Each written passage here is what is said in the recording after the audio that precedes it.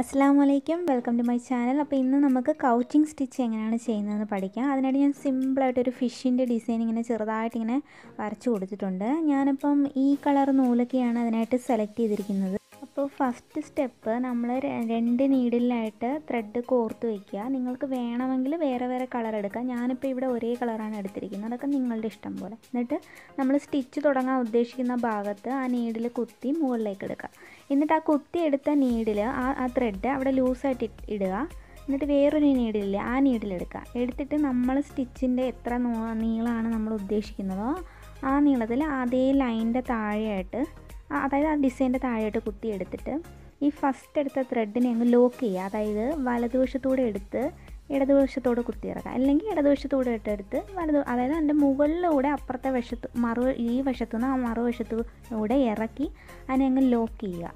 അതാണ് ഈ സ്റ്റിച്ച്. അതായത് നമ്മളിപ്പം ഒരു നൂല് ഇവിടെ ലൂസായിട്ട് ഇട്ടേക്കുന്നില്ലേ, ആ നൂല് ആ ഡിസൈൻ അനുസരിച്ച് ഇങ്ങനെ വളച്ച് കൊണ്ടുപോകണം. എന്നിട്ട് മറ്റേ നീഡിൽ കൊണ്ട് ആ ത്രെഡിനെ അങ്ങ് അവിടെ ലോക്ക് ചെയ്ത് വയ്ക്കുക. അതാണ് ഈ സ്റ്റിച്ച്. വളരെ ഈസിയാണ്.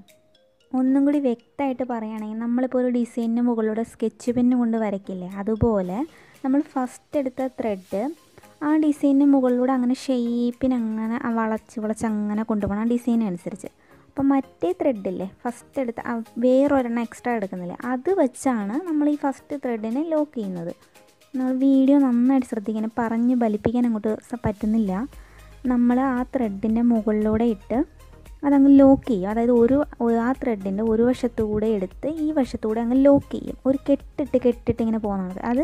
ആ കെട്ടിടുന്നത് എത്ര നീളത്തിൽ വെച്ച് കെട്ടിടണമെന്നുള്ളത് അത് നിങ്ങളുടെ ഇഷ്ടം പോലെ. വേണമെങ്കിൽ നല്ല നീളത്തിൽ വെച്ച് ചെയ്യാം, അല്ലെങ്കിൽ നീളം കുറച്ച് ചെയ്യാം. ഞാനിപ്പോൾ കുറച്ച് എന്ന് പറഞ്ഞാൽ എൻ്റെ ഡിസൈൻ അങ്ങ് വളയുന്നതുകൊണ്ട് നമ്മൾ നീളത്തിൽ ചെയ്താൽ ഒരു രസം കാണില്ല. പക്ഷെ ആ കെട്ടിടുന്നത് ഒരേ അളവിൽ ഇട്ട് പോവുകയാണെങ്കിൽ കാണാൻ ഇച്ചിരി ഭംഗിയുണ്ടാവും. ഇനി ഈ സ്റ്റിച്ച് ചെയ്യാനായിട്ട് വേറൊരു മെത്തേഡ് കൂടിയുണ്ട്. ഞാൻ ആ മെത്തേഡ് ഇവിടെ കാണിക്കുന്നില്ല, ഞാനത് അധികം യൂസ് ചെയ്യാറില്ല. അതെങ്ങനെയാണെന്ന് വെച്ചാൽ, നമ്മളിപ്പോൾ ഒരു ലൈൻ ചെയ്യുകയാണെന്നുണ്ടെങ്കിൽ, ഈ കൗച്ചിങ് കൊണ്ട് ഒരു ലൈൻ ചെയ്യുകയാണെന്നുണ്ടെങ്കിൽ ആ ലൈനിൻ്റെ അങ്ങേയറ്റം മുതൽ ഇങ്ങേയറ്റം വരെ ഫസ്റ്റ് ഒരു നൂല് ആ അറ്റത്തുനിന്ന് കുത്തിയെടുത്ത് ഈ അറ്റത്തോട്ട് അങ്ങ് ഇറക്കിയിട്ട് ചില ആളുകൾ അങ്ങനെയാണ് ചെയ്യുക. എന്നിട്ട് കെട്ടിട്ട് അങ്ങ് പോകും. അപ്പം നമ്മൾ ഇതിപ്പം ഡിസൈനിൽ ചെയ്യുമ്പോൾ നമുക്ക് അങ്ങനെ ചെയ്യാൻ പറ്റില്ല. കാരണം നമ്മൾ വളച്ചൊക്കെ കൊണ്ടുപോകുമ്പോൾ ആ ഫസ്റ്റ് ഇട്ട ത്രെഡ് ചിലപ്പോൾ തികയാതെ വരും. അതുകൊണ്ട് ഞാൻ ഈ മെത്തേഡാണ് യൂസ് ചെയ്യുന്നത്. ഇനി ഈ സ്റ്റിച്ചിൻ്റെ ലാസ്റ്റിൽ നമ്മൾ ആ ലൂസായിട്ടിട്ടേക്കുന്ന നൂലില്ലേ, അതങ്ങ് ഇറക്കി ആ ഡിസൈൻ അങ്ങ് ഫിനിഷ് ചെയ്യുക. നിങ്ങൾക്ക് കാണുമ്പോൾ തന്നെ മനസ്സിലാവും. സ്റ്റിച്ചിൻ്റെ ഞാൻ ബാലൻസ് കൂടെ ചെയ്തിട്ട് നിങ്ങൾക്ക് കാണിച്ചു തരാം. കുഞ്ഞു കുട്ടികളുടെ ഡ്രസ്സിലൊക്കെ ഈ ഡിസൈനൊക്കെ ചെയ്താൽ കാണാൻ നല്ല ഭംഗിയായിരിക്കും.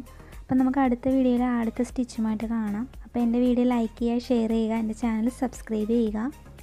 വീഡിയോ കണ്ടതിന് വളരെ നന്ദി.